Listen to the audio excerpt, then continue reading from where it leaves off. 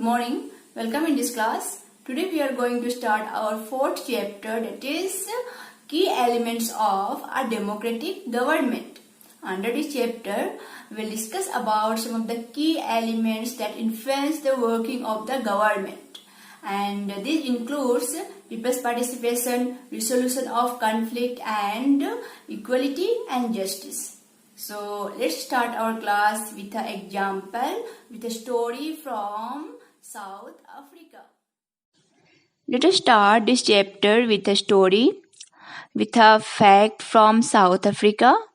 In South Africa, there was a girl of your age who one day, when cleaning some of his mother's bags, she found some pictures of a boy of almost her age group and some letters and other things. She was very surprised to know about that boy. She showed that paper to her mother. This girl's name was Maya. When she showed that paper to her mother was literally very much shocked, and she said that this boy's name was Hector, and he was died in an incident long back. Now, what happened to Hector? It was natural curiosity of Maya. Maya asked, what happened, why this boy died, and how he died? Maya's mother then narrated a very sad story to her daughter. Hector was a boy from the society when apartheid was very much prominent in South Africa. Now, you need to know what is apartheid. Apartheid is a discrimination based on skin color. South Africa was a colony of British people. When these European they came to South Africa, they started controlling them and they started differentiate people based on their skin color. They never allowed other color people to live a better life, or they never allow these people to come to a life what is expected to human being to live. They have everything based for white color, and the people, those who are not white, they cannot utilize anything available in the society. Everything there was a differentiation. What is a differentiation? Like discrimination, like you take an example of an ambulance. A person who need to use an ambulance, in an ambulance all the life-giving facilities are available. But in the South Africa, the situation was like this. If ambulance is meant for the white people, then every facilities are there.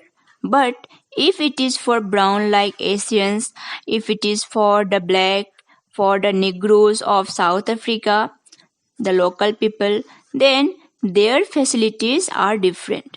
They never provide even the basic life-saving needs that supposed to be there in the ambulance. Even the hospitals were like that, everything. Their schools were different, their hospitals were different. They never allow these people to mingle between them because they know the major word that is divide and rule. If they can divide, they can rule. So they divided based on the skin color. Hector was a boy who opposed this system, protested against this system because his school behaving something different with him. He was not allowed to go to a better school which is meant for these white-skinned people. Rather than he was forced to go to a school which the level here already covered with, and even in the school based on the skin color, the place where they are sitting, that was different. They are not providing even the enough basic things in the life, that is food, and that food also controlled by the white people.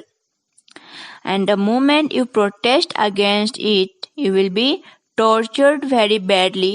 That was the condition of South Africa. Maya was really surprised, and you know what happened with Hector? Hector, one day he protested against it. They demonstrated the protest against the government, and as a result, the police appointed by the ruling government, they just killed the Hector because he is protesting against some of the unethical rule of the government. And this type of rules that continued in South Africa for a long time.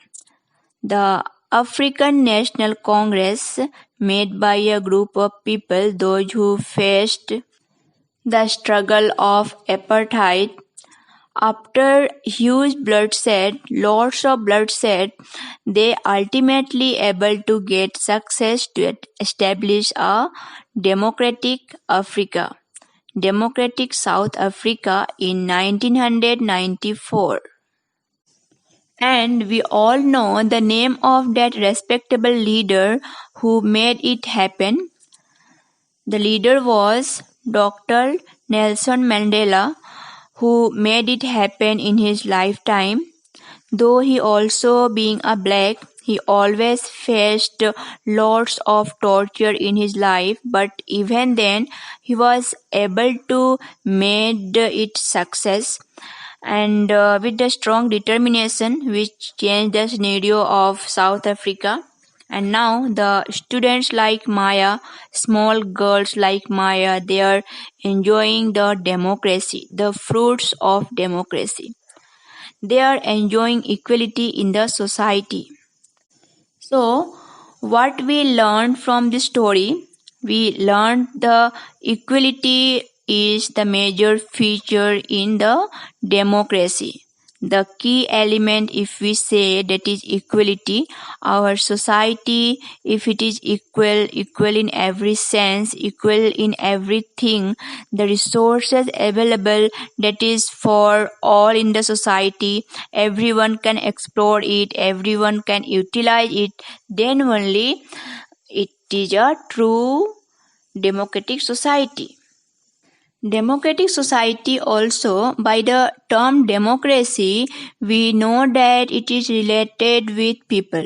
It is related with by the people, to the people, for the people. Now, people means how people can, it is possible like country like that, each and everyone, every person, they will be go into elect, they will be go into govern the country. And is it possible in a small village level? Is it possible in a national level in India? No, it is not possible. Even in the village level also, it is not that smooth, not that easy, that everyone at the same time they try to administer the place, to govern the place. So they conduct the election. Election is a thing that is regular election. Election is not something like that once in a blue moon. You will have election and don't know when will be the next election type. Then there is a great possibility of the ruler becoming dictator. In India, it is fixed that every 5 years we elect our representatives. So, these representatives, those who are now governing us, they are answerable to us after a particular period of time. So, a major feature of democracy is regular election. Participation in the democracy is to regular election. We elect our own representatives through voting in election. People elect their leaders and we send them to representing us. They are representing a particular community, a particular region of the country. These representatives take decision on behalf of the people. What people want to say, their majority vote, what they have given, how they have given, how they have elected that particular person, reflecting actually the viewpoints of common people in India. The power of the government gets limited by regular election. Now, you can ask how. As it is regular election, none of these people know that their chair is not permanent. So, whatever they are doing in this short span of time, say for 5 years, whatever they are doing here, they are answerable to common people after 5 years when they are coming again for election to be their representative. If they really do a good thing, definitely they are going to get elected again to rule. But if they not, in that case, they will be losing their power to administer.